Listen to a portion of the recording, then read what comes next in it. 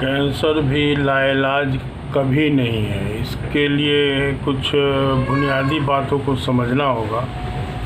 जिस्म से गंदगी निकलने का जो 4 रास्ता है, पेशाब, पाखाना, सांस, पसीना, इन चारों रास्ते में किसी वजह से, रहन सहन के गड़बड़ी की वजह से या किसी दवा की वजह से जब रुकावट आती है तो जिस्म में गंदगी जमा होना शुरू होता है, और वही गंदगी जो है वो कैंसर सेल को पनपने में चाहिए, वो मदद देता है।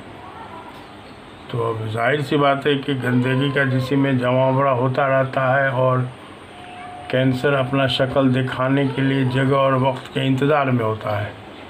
उसको एक वाक़या से समझा सकते हैं।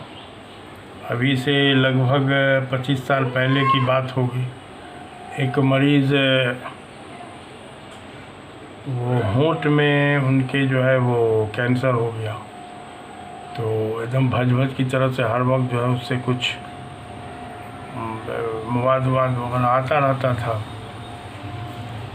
तो उनके किसी रिश्तेदार का हमने बहुत पहले इलाज किया हुआ था, तो हड्डी में ट्यूमर का इलाज किया था, उनके बच्ची का, तो उसके ज़रिए से ही बेचारे भी हमारी दवा खाने के लिए आए हमारे पास। जब दवा शुरू हुई तो तीसरे दिन रिपोर्ट दिया कि हकीम साहब, सो हमारा जो है भजाहट में कमी आई है, ज़ख़म देखने में सूखा लगता है।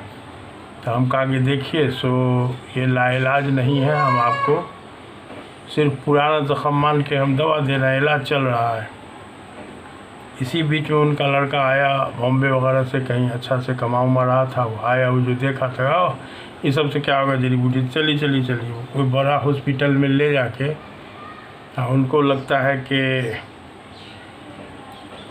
6-7 कीमो चढ़ा, तो जो पूरा होंठ लटका हुआ था एकदम, वो होंठ फिर एज इट इज़ अपने तरह से हो तो गया ज़रूर, लेकिन जब वो वापस आए तो चूँकि गांव ही का मामला था, इसलिए जो हमने उनको देखा तो उनके रिश्तेदार को बताया कि बाबू, शक्ल से जो लग रहा है कि जितना गंदगी और एंटीबायोटिक सब जो चला है, सब का कचरा जो है वो सब बॉडी में जमा है, जो शक्ल रंगत अजीब तरह का बना हुआ है। अभी कहाँ पर ये बम फोड़ेगा इसका कोई अंदाज़ा नहीं हो सकता है। लेकिन हुआ ये कि जहाँ पर होंठ में वो था पहले से, वहाँ पर का तो जाहिर सी बात है कि सेल सब कमज़ोर रहा होगा, तो फिर वहीं से उभरना शुरू हुआ, और इतना उभरा, ऐसे अंदाज से उभरा कि पहले से कहीं ज़्यादा हो, और फिर उसमें जो सफाई मेंटेन नहीं हो पाया तो कीड़ा उड़ा लग गया। तो बहरहाल और उसके बाद बेचारे का इंतकाल भी हो गया। तो मसला यहाँ ये है कि सिर्फ गंदगी के जमावड़ा को पहले तो जमने के स्टाइल को कम करना होगा, प्लस उसके सफाई के लिए दवा देना, जड़ी बूटी देना होगा, और खान पान पर थोड़ा ध्यान देना होगा। इतना ही से कैंसर का इलाज बहुत ही मुमकिन है, नामुमकिन कभी नहीं है। लेकिन मामला ये है कि हम लोग के पास कैंसर का मरीज़ 11th आवर में पहुंचता है। अव्वल तो फर्स्ट स्टेज में किसी को पता भी नहीं चलता है, चूँकि दर्द तकलीफ़ होती नहीं है।